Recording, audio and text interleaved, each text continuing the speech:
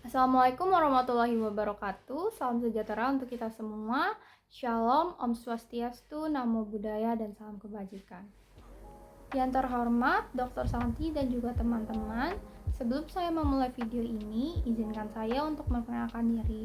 Perkenalkan, nama saya Cindy Agustin Naomi dengan NIM 17/2024-004.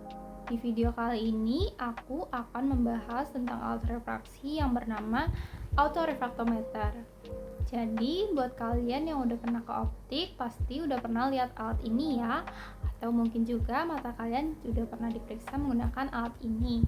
Nah, di video kali ini, aku akan membahas tentang alat yang biasa kalian lihat di optik, yaitu autorefraktometer. Jadi buat kalian yang bingung dan penasaran sama apa sih itu autorefraktometer, jangan lupa ditonton video ini sampai habis ya. Waktu awal aku periksa mata ke optik, aku baru tahu ternyata periksa mata itu nggak ribet dan nggak sakit loh. Aku cuma disuruh duduk dan melihat objek yang ada di dalam autoref. Dan hasilnya bisa keluar saat itu juga. Lalu aku dipakaikan trial lens sesuai dengan hasil ukuran autorefku. Aku bisa melihat dengan jelas dan nggak merasa pusing. Nah, kalian penasaran gak sih gimana caranya seorang dokter mata dan optisi bisa menentukan lensa kacamata kita dengan sangat cepat dan tepat? Autorefraktometer berperan penting dalam pemeriksaan mata karena autoref bisa mendeteksi kelainan refraksi dan kelengkungan bola mata. Nah, apa sih itu autorefraktometer? Autoref adalah alat medis yang bisa digunakan untuk memeriksakan mata secara otomatis dalam hitungan detik. Nah, alat ini membantu untuk mengetahui apakah seseorang mengalami rabun jauh, rabun dekat, atau astigmatisme, atau yang biasa dikenal dengan silinder. Nah, hasil dari pemeriksaan menggunakan autoref belum 100% akurat karena biasanya hasil tersebut lebih tinggi dibandingkan mata asli kita. Jadi biasanya sang optisi menggunakan hasil dari autoref sebagai pacuan untuk memeriksakan mata secara manual menggunakan phoropter atau trial lens. Hasil pemeriksaan mata menggunakan autoref tidak dipengaruhi oleh subjektivitas pasien karena pasien diminta untuk duduk dan melihat objek yang ada di dalam. Nah, ada 4 jenis autoref. Yang pertama itu ada autoref standar yang sebelumnya sudah aku jelaskan. Autoref standar dapat mengukur kekuatan refraksi mata seperti miopia, hipermiopia, dan astigmatisme. Dan juga autoref standar dapat mengukur kelengkungan kornea. Lalu yang kedua ada autoref dengan topografi kornea.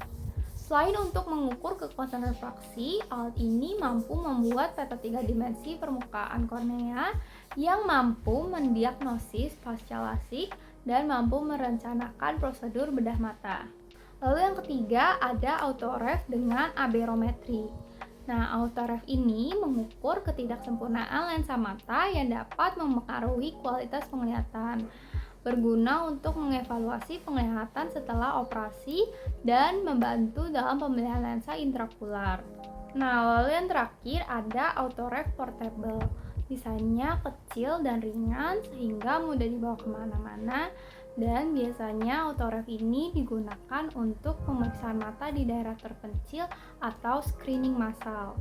Autorefraktometer memiliki kekurangan dan kelebihan. Yang pertama, aku akan membahas tentang kelebihan dari refraktometer. Yang pertama ada cepat dan efisien. Pengukuran refraksi dilakukan dalam hitungan detik.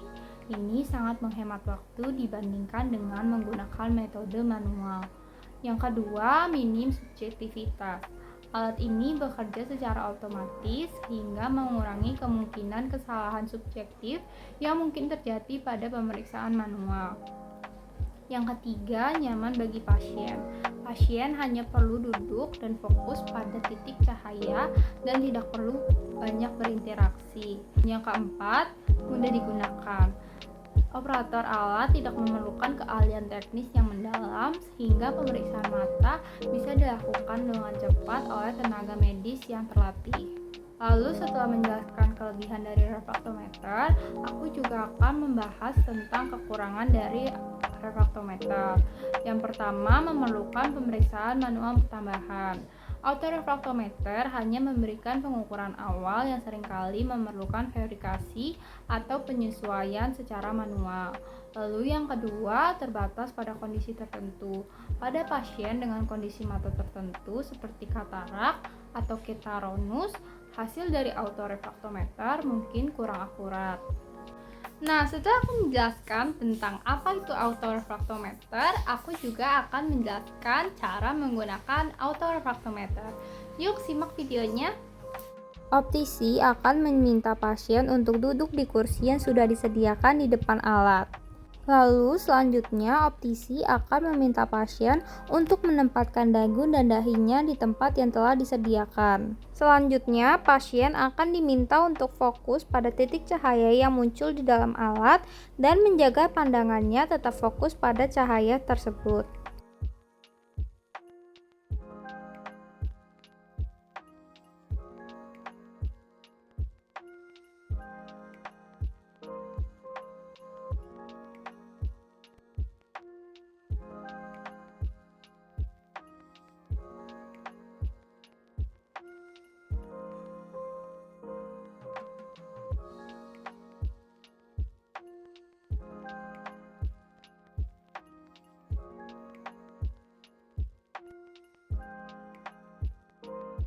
Lalu setelah selesai melakukan pemeriksaan, autorefraktometer bisa langsung mengeluarkan hasil dari pemeriksaan. Nah, setelah aku menjelaskan tentang autoref, sekarang aku mau menjelaskan sejarah singkat tentang autoref. Autoref pertama kali diperkenalkan pada tahun 1960-an sebagai alat otomatis untuk mengukur refraksi mata. Sebelumnya, pengukuran refraksi dilakukan secara manual menggunakan alat seperti retinoskop yang memerlukan keterampilan dan waktu yang lebih lama. Autoref dikembangkan untuk mempercepat proses pemeriksaan mata dan meningkatkan akurasi hasilnya. Seiring perkembangan teknologi optik dan elektronik, autoref menjadi lebih canggih. Autoref mampu memberikan hasil pengukuran yang lebih presisi dalam hitungan detik.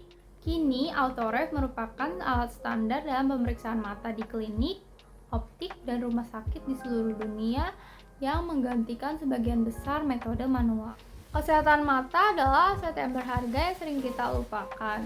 Dengan adanya autoref, mengecek mata menjadi lebih mudah dan memastikan pandangan kita untuk tetap tajam untuk menikmati setiap momen yang ada di dalam hidup. Menurutku, penemuan autoref sangat membantu di bidang kesehatan mata. Hanya dengan waktu sebentar, autoref bisa mendeteksi kelainan refraksi di mata kita. Buat kalian yang merasa sudah tidak jelas untuk melihat, yuk segera kita cek mata kita ke optik terdekat agar kita bisa tahu apakah sudah saatnya kita membutuhkan kacamata untuk melihat. Buat kalian yang tertarik untuk mempelajari lebih dalam mengenai alat refraksi yang bernama autoref, kalian bisa membaca Journal of Optometry dan buku Clinical Refraction oleh David Hartner.